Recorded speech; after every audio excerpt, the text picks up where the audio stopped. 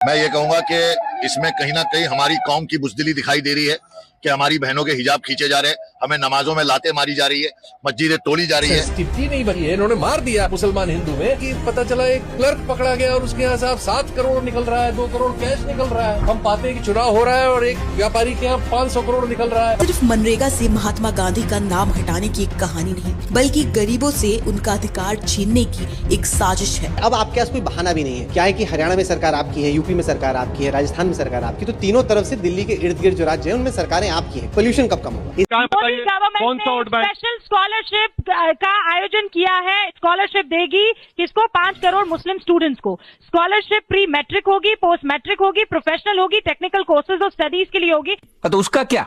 इसके लिए असद ओवैसी का एक बयान तक नहीं आया।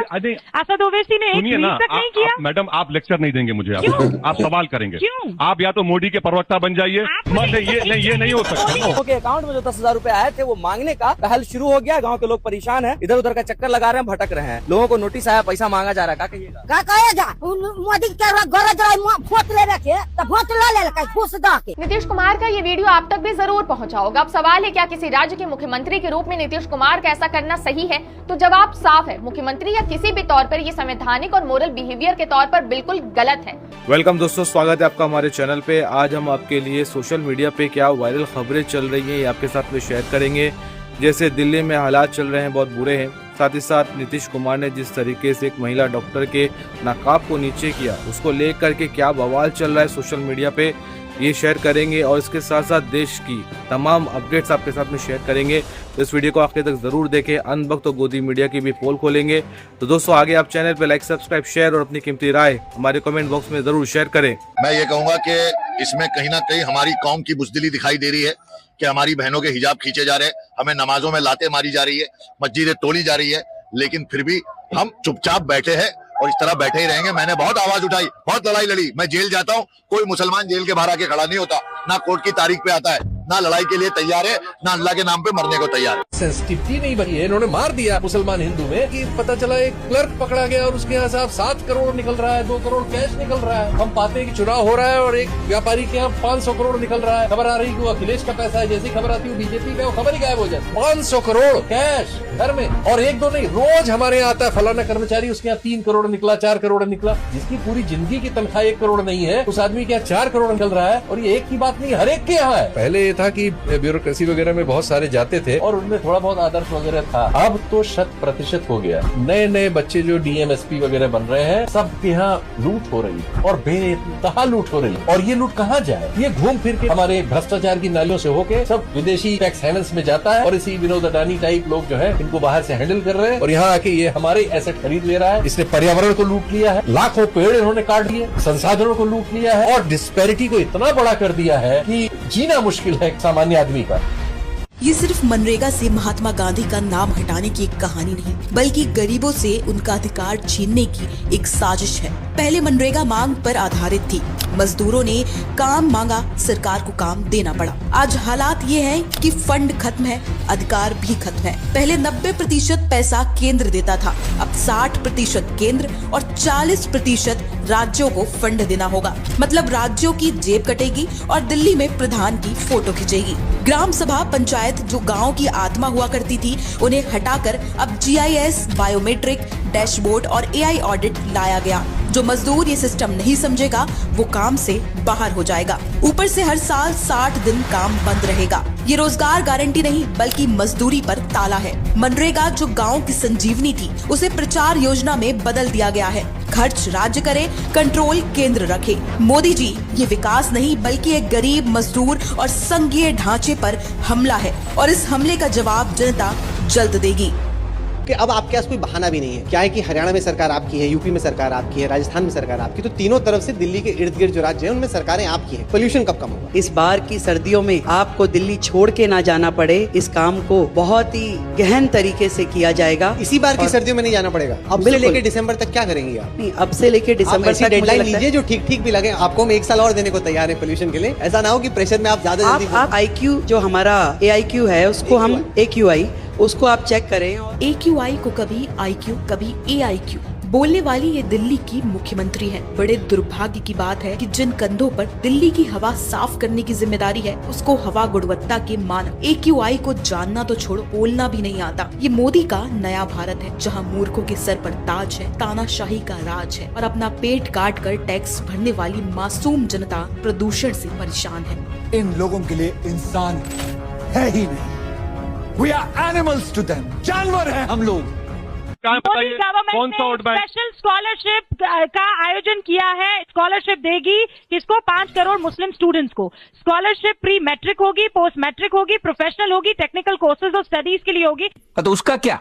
इसके लिए असद ओवैसी का एक बयान तक नहीं आया। असद ओवैसी ने एक ट्वीट तक नहीं किया। मैडम आप लेक्चर नहीं देंगे मुझे, आप सवाल करेंगे। क्यों? आप या तो मोदी के प्रवक्ता बन जाइए। ये नहीं हो सकता। नहीं आपको सुनना पड़ेगा। नहीं आपको सुनना पड़ेगा। आप जवाब सुनेंगे। स्कॉलरशिप का सवाल है जो मैं पूछ रही थी। बोलिए आप। शायद नेक्स्ट टाइम आपको मिल जाए राज्यसभा का टिकट। आप बोलिए सर। आप एक 25 सेकंड के लिए खामोश बैठेंगे तो मेरा जवाब सुनेंगे। क्या आपने कभी ministry of social justice standing committee की रिपोर्ट पढ़ी? नहीं। जिसमें क्या कहा गया था इसके बारे में? कितने एप्लीकेशन आते हैं स्कॉलरशिप के मुसलमानों के? 1,80,00,000 स्कॉलरशिप के आते हैं। 80। और आपको मालूम कि यूनिट रेट 10 साल से नहीं बढ़ा? क्या आपको मालूम कि प्री मैट्रिक स्कॉलरशिप से 35 लाख दी जाती? कितने बढ़ा रहे हैं लोग? यही तो हम कह रहे हैं आपसे। मैं यहां पर जब आकर बैठता हूं मैडम तो खाली जहन लेकर नहीं आता हूं मैं। सुधांशु जी, हवा निकल गई। ये तो लेने के देने पड़ गए। इन लोगों के अकाउंट में जो 10,000 रुपए आए थे वो मांगने का पहल शुरू हो गया। गांव के लोग परेशान हैं, इधर उधर का चक्कर लगा रहे हैं, भटक रहे हैं। लोगों को नोटिस आया, पैसा मांगा जा रहा है। क्या कहिएगा? का कहेगा? मोदी के गरज रहे वोट ले रखे तो वोट ले घूस दा के। आ अखनी कहाँ से लोग गरीब लोग देते पैसा? कहाँ से? ना है गरीब लोग के पैसा। खाए पर आफत है, पैसा कहाँ से देता? हाँ खर्चा हो गया, माल जाल किन लिया, सब खर्चा हो गया। गरीब वो खाता है, कति खाता है? हम तो कह रहा है जो गरीब आदमी छी, मसमात आदमी, हमारा बाल बच्चा है। 10,000 हमारा रुपया दो दिलक, हम मांगने के लिए मोदी 10,000 रुपया दो दिलक। अब हम उनका कहाँ से देवे? माल जाल खरीद ले, खर्चा कर ले बाल बच्चा में। अब उनका हम कहाँ से रुपया देवे? वोट दो दिले, रुपया सही दे पहला तो मांगे ना गेलिया। आप लोगों को लालच दिया था? हाँ लालच वोट के लिए। हमरो वोट वापिस कर दिए। वोट वापिस कर? हाँ वोट वापिस कर दिए। 10,000 रुपया वापिस ले लो। 10 रुपया दो, 10,000 दो देवा तो हमरो वोट वापिस कर दिए। आपका ही वोट वापिस कर दिए। जबरदस्त बात बोल रही है। 10,000 रुपए जो भेजा गया था वो वापिस ले लीजिए नीतीश कुमार, और ये जो वोट की थी वो वोट इनको वापिस कर दीजिए। नीतीश कुमार का ये वीडियो आप तक भी जरूर पहुंचा होगा। अब सवाल है, क्या किसी राज्य के मुख्यमंत्री के रूप में नीतीश कुमार का ऐसा करना सही है? तो जवाब साफ है, मुख्यमंत्री या किसी भी तौर पर ये संवैधानिक और मोरल बिहेवियर के तौर पर बिल्कुल गलत है। नीतीश कुमार की हरकत महिला विरोधी थी। ये एक महिला की गरिमा और धार्मिक स्वतंत्रता के भी खिलाफ है। महिलाएं घूंघट लें या फिर हिजाब पहने, दोनों ही उसके पर्सनल चॉइस के दायरे में आता है। पूरी खबर है 15 दिसंबर को पटना में आयुष डॉक्टर्स को नियुक्ति पत्र वितरित किए जा रहे थे। वहीं पर 75 साल के मुख्यमंत्री नीतीश ने महिला डॉक्टर से पूछा यह क्या है। फिर मंच पर खड़े नीतीश कुमार थोड़ा झुके और हिजाब को नीचे खींच दिया। नीतीश कुमार के पीछे बिहार के उप मुख्यमंत्री सम्राट चौधरी भी खड़े हैं और वीडियो में वह मुख्यमंत्री को ऐसा करते वक्त रोकते हुए दिख रहे हैं। वहीं बिहार के स्वास्थ्य मंत्री मंगल पांडे के साथ मुख्यमंत्री के प्रधान सचिव दीपक कुमार को भी वीडियो में हंसते हुए देखा जा सकता है। पर इस घटना को लेकर सोशल मीडिया पर दो तरह के मायने चल रहे हैं। पहला कि नीतीश कुमार उम्र के इस पड़ाव पर हैं कि वो अस्वस्थ हो गए हैं, जिसकी एक तस्वीर इस वीडियो में भी है। एक मायने और निकाले जा रहे हैं कि अगर आप प्रगतिवादी विचारों के हैं और हिजाब घूंघट किसी भी तरह की पर्दा प्रथा के खिलाफ है, फिर भी आप उस महिला को कह सकते थे खुद ही बुर्का हटाने के लिए। ये सहज होता महिला के लिए भी और वीडियो देखने वालों के लिए भी। आपको क्या कहना है नीतीश कुमार की इस हरकत पे? कमेंट बॉक्स में बताइए। और हमें मैं इस बात को इतने हल्के में नहीं लूंगी। एक लड़की जो अपने दम पर डॉक्टर बन के आई, वो पत्र वितरण कर रहे थे, वो कोई छोटी सी बच्ची तो थी नहीं, मेडिकल डॉक्टर थी। वो पढ़ी लिखी, संभ्रांत, परिपक्व लड़की थी। आपकी हिम्मत कैसे हुई उसका हिजाब खींचने की? ये एक औरत की चॉइस होती है कि वो घूंघट डाले, सिर खुला रखे, हिजाब पहने या ना पहने। मुझे तो यह अचंभा हो रहा है कि कुछ लोग इसको पिता व्रत बात बताकर कह रहे हैं कि तो क्या हुआ, ये काम पिता को भी नहीं करना चाहिए। आप एक किसी की चॉइस से, आप किसी के ये चुनाव से आप डिसएग्री कर सकते हैं, आप डिसरिस्पेक्ट नहीं कर सकते। इनकी हिम्मत कैसे हुई एक लड़की के गिरेबां पे हाथ डालने की, और उसको जस्टिफाई किया जा रहा है। मुझे तो लगता है नीतीश जी कितने स्वस्थ हैं उस पर भी सवाल। दिल्ली दिन ब दिन एक गैस चेंबर में तब्दील हो रहा है। गैस चेंबर इसलिए क्योंकि ये एक इंटेंशनल फेलियर है। बच्चा, बूढ़ा या जवान, people have been left on their own to suffocate and die a slow death. नेता विपक्ष राहुल गांधी जी ने इस विषय पर संसद में चर्चा की मांग की थी। It's important that the government develops a plan for how to get rid of air pollution in our cities. We are more than happy to cooperate with the government on developing such a plan. कल सुबह संसद शुरू होते ही भाजपा नेताओं ने हंगामा किया और संसद को एडजर्न करना पड़ा। देश के प्रधानमंत्री विदेश दौरे पर निकल गए हैं ताकि संसद में सवालों के जवाब न देने पड़े। AQI 800 पार है, मगर एनवायरमेंट मिनिस्टर संसद में धड़ल्ले से झूठ कहते हैं। 2025 के दौरान दिल्ली में एक भी दिन AQI 450 नहीं हुआ है। दिल्ली की मुख्यमंत्री गोलगप्पों का स्वाद लेने में व्यस्त है। वक्त मिलता है तो विज्ञान की खाल उधेड़ने में लग जाती है। कुल मिलाकर मोदी सरकार का कहना है, अपना अपना देखो, जियो या मरो। Delhi doesn't deserve this. This is unacceptable. Dear अहंकारी सत्ता पक्ष, लोगों की जान के साथ खेलना बंद कीजिए। CBI ED 55 घंटे मुझसे इंटरोगेशन किया। मैंने उनसे बोला कि देखिए, आप सोच रहे हो कि आपने मुझे यहाँ बुलाया है, मगर आप गलतफहमी में हो। आपने मुझे यहाँ नहीं बुलाया, मैं यहाँ आया हूँ। और आप जानते हो मैं यहाँ क्यों आया हूँ? कहते हैं नहीं, मैं यहाँ इसलिए आया हूँ क्योंकि मैं देखना चाहता हूँ हिंदुस्तान के लोकतंत्र की हत्या कौन लोग कर रहे हैं। बड़ी खबर इस समय आपको देते हैं, नेशनल हेराल्ड केस से जुड़ी हुई मिल रही है, जिसमें गांधी फैमिली को फौरी राहत मिली है। दिल्ली की राउस एवेन्यू कोर्ट ने ईडी की ओर से दाखिल चार्जशीट पर संज्ञान लेने से इनकार कर दिया है। अंत में इस देश में सत्य की जीत होती है। सत्य से आपको निकालेंगे, नफरत से नहीं, हिंसा से नहीं, सत्य और अहिंसा के साथ हम नरेंद्र मोदी और अमित शाह को हरा के दिखाएंगे। ऑस्ट्रेलिया में सिडनी स्थित बीच पे रविवार को हुए आतंकी हमले में 15 यहूदियों की जान चली गई थी। अंधाधुंध फायरिंग के बीच में एक व्यक्ति मसीहा बन के वहां पहुंचा और 2 में से एक आतंकी को धर दबोचा। इस दौरान उसे भी गोली लग गई, लेकिन उसने बंदूक नहीं छोड़ी, जिससे कई लोगों की जान बच गई। ऑस्ट्रेलिया के प्रधानमंत्री एंथोनी एल्बानीज भी बोडी बीच में बहादुरी दिखाने वाले व्यक्ति के अस्पताल से मुलाकात की है। उनकी पहचान अहमद अल अहमद के रूप में हुई है। पीएम एंथोनी ने अहमद को ऑस्ट्रेलिया का हीरो करार दिया है, जिसने अनजान लोगों को बचाने के लिए अपनी जान की परवाह नहीं की और खुद उनकी जान बचाई।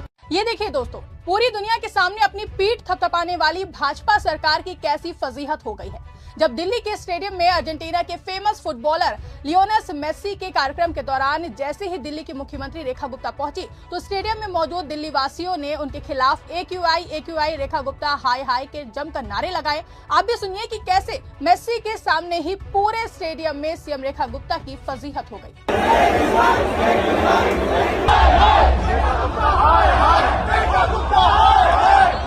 राहुल गांधी को फंसाने चले थे अमित शाह, कोर्ट ने उल्टा बेइज्जत कर दिया। मतलब ऐसा पहली बार हुआ कि सुप्रीम कोर्ट ने जब कहा कि मेरा मुंह मत खुलवाओ, मुझे सब पता है कि कैसे नेताओं को डराने के लिए ईडी का इस्तेमाल किया जाता है। एक तरफ भरे कोर्ट रूम में पूर्व CGI गवाही भड़के, तो वहीं दूसरी तरफ ईडी ने तो इस बार सारी हदें ही पार कर दी हैं। प्लान तो था कि शीतकालीन सत्र के ठीक पहले सोनिया गांधी और राहुल गांधी पर नेशनल हेराल्ड केस में FIR करेंगे तो विपक्ष में खौफ पैदा होगा, लेकिन पूरा खेल उल्टा पड़ गया।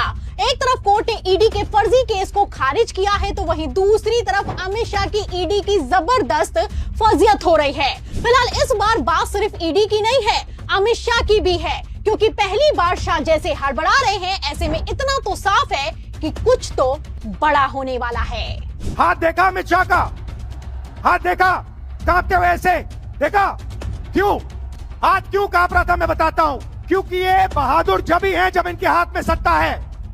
जैसे ही इनके साथ से सत्ता निकलेगी, आप देखना इनकी बहादुरी कहां जाएगी। योगी के मंत्री नीतीश कुमार की बेशर्मी पर पर्दा डालते हुए कह रहे हैं कि नकाब छू दिया तो इतना पीछे पड़ गए, कहीं और छू देते तो क्या होता।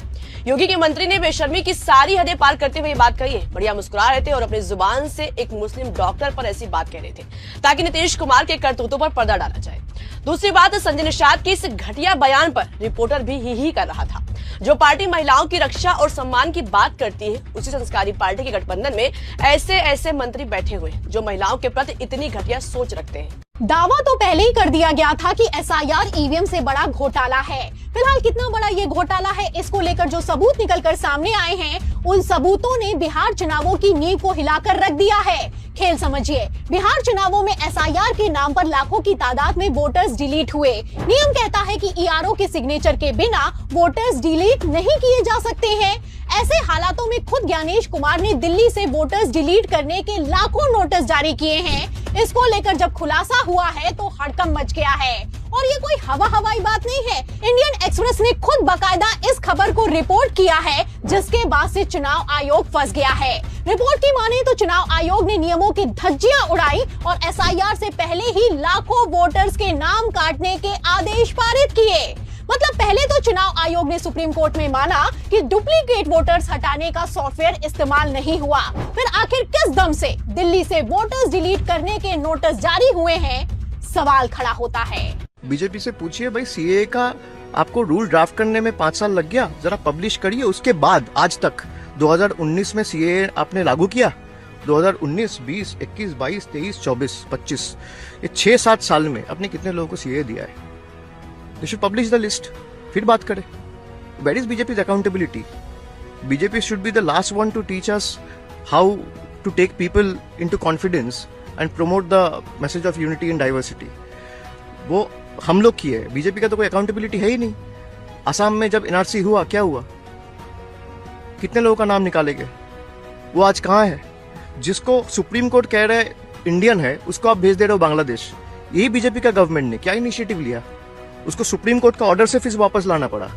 हाई कोर्ट ने ऑर्डर दिया, सुप्रीम कोर्ट ने ऑर्डर दिया, 2002 का वोटर लिस्ट में नाम है, लास्ट वोटर लिस्ट में नाम है, उसका पिताजी का नाम झारखंड में है, माताजी का नाम बंगाल में है, फिर भी आप बांग्लादेशी बोल के भेज दिए। इस्लाम और इस ताकत है कि फ्लॉप एक्टर भी सुपरस्टार बन गया। धुरंधर फिल्म में सबसे ज्यादा अक्षय खन्ना की चर्चा हो रही है। इस्लाम और मुसलमान की यही तो ताकत है जी, कि फ्लॉप हीरो भी सुपरस्टार बन गया। बताइए ना, ये अपना खाली नाम रहमान रख लिया और रहमान नाम से इसको इतना बरकत मिल गया कि आज पूरी दुनिया में सिर्फ इसका ही चर्चा हो रहा है। हीरो को तो कोई पूछ ही नहीं रहा है, कोई नहीं पूछ रहा है हीरो को, सिर्फ और सिर्फ अक्षय खन्ना का चर्चा हो रहा है। Sir, now I am quoting from the latest media report that public sector banks write off 6.15 lakh crore in 5.5 years, sir. The finance ministry insists that this isn't a waiver and that recovery mechanism like SARFAESI, DRT, civil courts, IBC will recoup the dues, sir. Now, actual figures, if you see, sir, tell a different story by public sector banks. They have recouped only 1.6 lakh crore of the write-off, sir. Barely a quarter of what has been written off.